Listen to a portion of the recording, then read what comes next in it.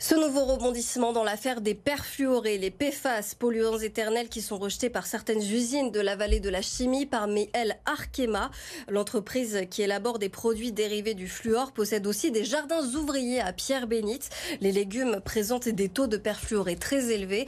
L'entreprise vient de recommander aux locataires de ces jardins de ne plus les consommer. Reportage de Stéphanie de Silly avec Amélie Duchamp. Tomates, pommes de terre. Depuis plus de 20 ans, Jean-Claude, ancien salarié d'Arkema, cultive ses légumes dans ce potager partagé de Pierre-Bénite. À première vue, un petit terrain de verdure aux aires de campagne. Mais la réalité est moins bucolique, le jardin étant situé à une centaine de mètres du site industriel. Peu importe la présence de polluants dans le sol, Jean-Claude continue de consommer ses récoltes. Si on est pollué, on est pollué. C'est eux qui sont pollués, pas nous. Ils nous ont pollués, ça c'est vrai. Mais bon... Pour quelqu'un de pollué, je me porte pas trop mal et puis je touche du bois, pour que ça dure. Qu'est-ce qui n'est pas pollué aujourd'hui? Dites-moi, qu'est-ce qui n'est pas pollué? On devrait commencer par ça, exactement. Pas l'inverse. La pollution, elle existe depuis des décennies. Il y a quelques jours, la direction d'Arkema envoyait pourtant une lettre aux 60 locataires du potager. Nous recommandons de ne pas consommer les fruits et légumes du jardin partagé situé à proximité du site de Pierre-Bénite.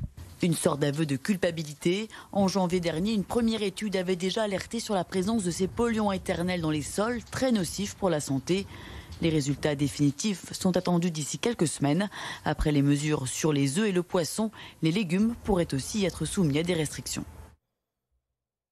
Il y a 3 semaines, des émeutes secouaient la métropole de Lyon, des violences urbaines qui faisaient suite à la mort de Naël, tué par un policier à Nanterre. Beaucoup de communes du Grand Lyon ont subi des dégâts lors de ces nuits de violence. C'est le cas de Rieux.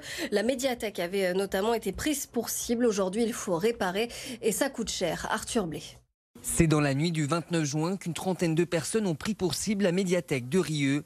Les vitres caillassées, des tirs de mortier et un départ d'incendie. À la suite de tirs de mortier volontaires sur le mur de livres, un feu s'est déclaré. Et on a eu la chance d'avoir un riard qui est venu avec un extincteur pour mettre fin à l'incendie. Les conséquences auraient pu être vraiment désastreuses. La médiathèque est restée fermée durant une semaine et depuis, des fenêtres sont condamnées et des salles interdites d'accès. Des dégradations qui se sont déroulées lors des émeutes après la mort du jeune Naël. Ces riards ne comprennent pas. C'est vraiment malheureux, surtout pour les enfants. Je suis en colère un petit peu, mais on peut régler certaines choses en parlant, pas attaquer certaines choses. Moi, j'ai pensé que j'allais pas pouvoir rendre les livres et pas pouvoir aller en lire d'autres parce que moi, j'aime bien lire. Pour réparer cette médiathèque, la ville de Rieux-la-Pape devra débourser 250 000 €. Le maire dénonce ces détériorations. Avoir ciblé cette médiathèque, c'est vraiment de la bêtise, de la méchanceté aussi. C'est un lieu d'accueil, c'est un lieu d'éveil, c'est un lieu d'évolution pour tous les âges de la vie, pour tous les publics, et notamment ceux qui ont envie de s'en sortir par la culture, par l'éducation, par l'instruction. Un centre social et une crèche ont également été endommagés lors des émeutes. Et pour réparer tout ça, la ville déboursera au total près de 700 000 €. La ville de Lyon, elle, cherche des bras. La municipalité a mis en ligne sur son site près de 250 offres depuis le début de l'été, 22 publiées rien que sur la journée d'hier. Et la ville recherche dans tous les domaines et des personnes de tout niveau. Parmi les postes recherchés, on a des archéologues, des médecins de crèche, des jardiniers, des régisseurs de salles ou encore des auxiliaires de puériculture. Des offres en CDI, en CDD ou encore en stage. N'hésitez pas à aller faire un tour sur le site de la collectivité pour postuler. Un peu de monde aujourd'hui sur la route des vacances. Bison futé voyé orange ce vendredi dans le sens des départs. Et demain, ce sera pire. C'est toujours pire. Le samedi, ce sera rouge dans le sens des départs. Donc, si vous voulez passer moins de temps dans les bouchons, partir un petit peu plus serein, on vous conseille d'attendre dimanche. Autre conseil, faites attention aux agents d'autoroute. Ils sont présents encore plus que d'habitude pour assurer notre sécurité sur les grands axes. Et hier, on a frôlé la catastrophe sur l'A7. Regardez ces images impressionnantes filmées entre Vienne et Chasse-sur-Rhône. 2 camions ont percuté un véhicule autoroutier en pleine intervention. Ils se sont déportés au dernier moment. Aucun accident, aucune personne blessée, mais on est vraiment passé pas loin du drame. Voilà, donc soyez prudents au volant. Et si vous avez justement prévu de prendre la route des vacances dans les heures qui viennent, un dernier conseil, vérifiez bien votre voiture avant de partir. C'est important pour voyager en toute sécurité. Amélie Duchamp est allée voir un garagiste. Avec lui, elle nous explique tout ce qu'il ne faut pas oublier sur son véhicule avant le grand départ. Chez ce garagiste de Saint-Genis-Laval, les automobilistes se bousculent. Depuis le mois de juillet, le téléphone n'arrête pas de sonner.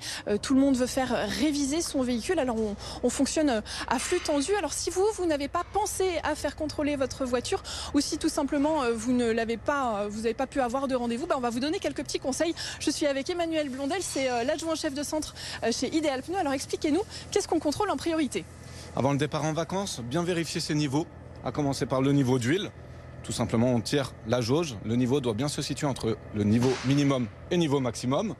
Par la suite, un contrôle visuel du liquide de refroidissement. Même principe entre le niveau maximum et minimum. Et bien faire la pointe de lave-glace. Alors, il y a un autre point qui est important, c'est, je suppose, les pneumatiques et le freinage. Exactement. Avant les départs, bien vérifier dans un premier temps la pression des pneumatiques. L'état du pneumatique, contrôle visuel avec le témoin d'usure. Et en dernier point, les freins. On retrouve le disque de frein, les plaquettes, on a un contrôle visuel pour voir l'épaisseur des plaquettes. Et puis il y a autre chose auquel on ne pense pas forcément, c'est la visibilité. Exactement. Bien vérifier l'état de ses essuie-glaces. Ici, on a le parfait exemple avec un automobiliste où ses essuie-glaces se déchirent. Et par ailleurs, bien vérifier l'état du pare-brise. Ici, on a un impact qui peut être amené à fissurer. Parfait, merci beaucoup Emmanuel. Alors, vous voyez, c'est des petits conseils pratiques très faciles à appliquer 15 minutes avant le départ. Et puis ça vous permettra d'éviter des petits soucis sur l'autoroute qui pourraient venir gâcher les vacances. Vous avez peut-être encore chez vous des DVD. C'est un objet en voie de disparition avec l'arrivée des Netflix et autres Amazon Prime. Le marché du DVD a pris un sacré coup ces dernières années. À Lyon, le dernier vidéoclub vient de cesser son activité. L'Aquarium Café à la Croix-Rousse. Lucine Olorgue. Là, on a des milliers de DVD dans tous ces tiroirs. Le précieux stock de DVD de l'Aquarium Café n'est plus disponible à la location. Le vidéoclub proposait jusqu'alors des films de tous les genres. Donc là, un film plus populaire, un film d'action, un film asiatique, Days, parce que voilà, l'idée c'est vraiment d'avoir un choix extrêmement large. Mais l'avènement des plateformes de streaming et le déclin du DVD ont eu raison du vidéoclub. Le DVD a un peu quitté la tête des gens. Et c'est ça qui explique que petit à petit, très tranquillement, mais très régulièrement, le nombre de personnes qui venaient louer des DVD a diminué entre 2016, quand on est arrivé, et aujourd'hui. Le lieu ne ferme pas pour autant. Des projections et des ateliers existaient déjà depuis plusieurs années. L'Aquarium Café va donc diversifier encore plus son activité. Ça va nous permettre de développer davantage d'ateliers hebdomadaires, donc où des groupes viennent 2 heures par semaine pour apprendre à faire des films. Il y en avait 2 cette année, on passe à 7. Voilà, grosse augmentation. Et ça va nous permettre aussi de développer des festivals de cinéma. Le 9 septembre prochain, les DVD seront mis en vente lors d'une journée de déstockage avec des prix autour de 4 €. Le directeur de l'Aquarium Café se fixe l'objectif de vider son stock d'ici la fin de l'année. Trévoux va s'embraser ce week-end. Comme tous les étés, l'association Les Rives du Temps propose un spectacle grandiose au pied du château de la commune de l'Ain. Et pour cette nouvelle édition, ce sera un petit peu différent de d'habitude. Pas de spectacle médiéval, mais un show pyrotechnique avec la compagnie Imazirène et beaucoup d'animations en amont. Donc à partir de 17 h sur le terrain autour du château fort de Trévoux, donc de multiples animations comme une ferme pédagogique, des jeux pour les enfants, l'herboristerie, le lancer de couteau, plein de la forge, des artisans. Et puis à partir des points de restauration, parce qu'il faut se restaurer, et à partir de 21h30, c'est-à-dire lorsque la luminosité va le permettre, le lancement en fait du show Imazirène, qui est un gros show en fait de pyrotechnique. Alors ce sont des professionnels qui maîtrisent très très bien le feu, mais qui vont en fait vous présenter un spectacle uniquement avec des effets de feu. Donc c'est tellement grandiose qu'on a du mal à en parler, mais vraiment magique. Voilà, donc spectacle pyrotechnique cette année et l'année prochaine on devrait voir un spectacle sur l'univers des Vikings. Et puis n'essayez même plus d'acheter des places pour aller voir Indochine aux Nuits de Fourvière. Mercredi, le groupe de rock français avait annoncé un concert surprise en clôture du festival le 29 juillet. La billetterie a ouvert à 11 h ce vendredi matin. Les 4400 places ont été vendues en 40 minutes.